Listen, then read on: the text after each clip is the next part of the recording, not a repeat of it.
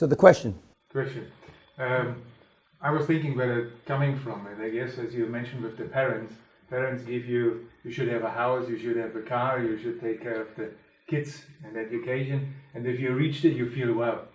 But we are here to make the next step. And also we had the discussion about 10 millions. What is the difference between 10 and 100 millions? Believe me, I can't begin to explain to you the difference. You know, I'm not there yet, but my question would be, do we getting a certain number which you say, guys, don't even aim lower than this? When we talk about goals, like you said in your papers, I set my goals. I said I'll accomplish all my goals when I'm 29 this and I'm 31 this and all this shit. All that shit is nothing, But the only good thing, the only truthful thing he said that makes a difference is that I set my goals too low. All the rest of your stuff is horse shit. And I can just say without, just add 2, 3 zeros. In some cases, 4 or 5 zeros because your fucking goals are so low. And that's it. And when we talk about goals and affirmations, my goal was to live in a castle on an island, and it took me 17 months to get here. 17. And when we talk about goals, the story's legendary now. I'm running down Torrance Boulevard, and I turn to my wife and I say, honey, and I had just gotten, this magazine had just come out, Rob Report. God bless Rob Report. And for all you cunts on the YouTubers, cunts, vagina faces, fucking read Rob Report. I get nothing out of it. Okay. We used to give a year subscription to you cunts. And then I went to somebody's office one day and I saw them not even opened up on his coffee table. I stopped that. But I looked in the back, in those days you could see advertisement, and it said, oh, castle's for sale. Fuck. That's it. That's all the research I did. 17 months later, I moved into this motherfucker. Had no money when I made the goal. No, that's not true. I had money, but certainly not enough to buy this fucking place. I think the big takeaway, Dan, for me is that I've had multi-millionaires as my mentors, and you're the first mega millionaire. And there's a big difference between having Absolutely. 5 million and having... And I hope that none of them were Mexican. Say that again? I hope none of them were Mexican. No, they weren't. Well, good, because that's it. And I sound racist, and I am. I was Latino Businessman of the Year in 1981.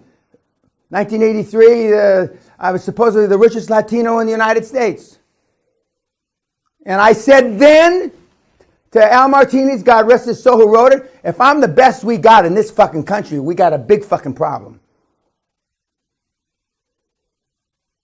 I used to tell him when I'm getting these awards, I'm on the front page of the LA Times, Pulitzer Prize. Boy, we got a big fucking problem if I'm the best we got. Whereas you little cunts, I can just see Hector. Oh, the richest Latino in America, you fucking vagina face. It's your perspective. But when I started not hanging, because these guys don't hang, when I started associating with these guys, Costa Grazos, I remember Costa Grazos told me, he said, well, what does it mean that you're the most wealthy Latino? Because he saw the LA Times, somebody brought it in. What does that mean, Mr. Peña? Doesn't mean shit, sir. It doesn't mean shit. Oh, well, maybe you ought to be putting money in these deals instead of me giving you equity. That's all it meant to him. And thank God he never pushed forward on that. I told him, I was really funny about it. I said, I tried to do the sombrero deal, with a serape over my shoulders. And I said, being the richest Latino doesn't mean much in America. It's like not like Mr. Onassi laughed. He said, let's go to lunch. Whenever we either wanted to go have a glass of red wine or go to lunch. That was over the last few years of his life. So, you're right. But your parents are giving you standards set on what they did. And that's why it's tough to be my kid. My kids, if they were sitting in here and say, this is all the quantum leap shit, we've been hearing it, the 5 credo crap since we're in our mother's stomach, but it's fucking not hard because whatever you do, Dad doesn't think it's enough. And that's the truth. Whatever Jamie does, what did he do for me lately? Fuck, you did that, not what today. And that's exactly how I am. But that's how all the high performance people that I know are. You want a gold medal? Okay, well, you got two more gold medals to win. You got this, you got that. And people ask me, what's enough? I won't say it's never enough, because that's not accurate, because I'm slowing down, I'm softening up, although you might not think I'm softening up, but I am softening up as I get older. And I used to laugh when people get in their 60s, 70s, they slow down and they lose their edge. And I haven't lost my edge, but I have softened up. My kid says, Dad, so you softened up 0.5%, so what? I mean, or 0.1% or 1,000,000%. That means shit, Dad. My daughter wouldn't talk that way, but but you're my kids for the next year. Not everybody's going to make it, but you're my kids. And as in Jamie's class, there were only 5 out of 16 or 14, whatever your class was. Yeah, even finished. That's right. Yeah, in a year, And I remember we talking about intellectually. Everybody thinks it's not going to be them that falls out. But intellectually, why would they drop out? The mentoring's free and this and that. Because the pressure that not just I put on you, but you put on yourself, I'll never do this, but I could post a great book of the emails that I get from these kids over through the year.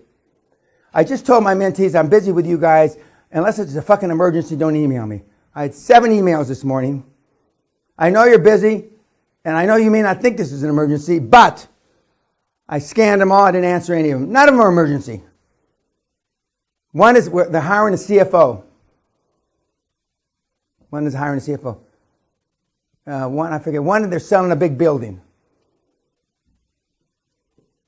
And it's not their first trick. And if it's their first trick, the first fuck, then but I mean, this is their 9th or 10th building. So what the fuck the only reason they got 8 buildings is because I told them how to do it the 8 times?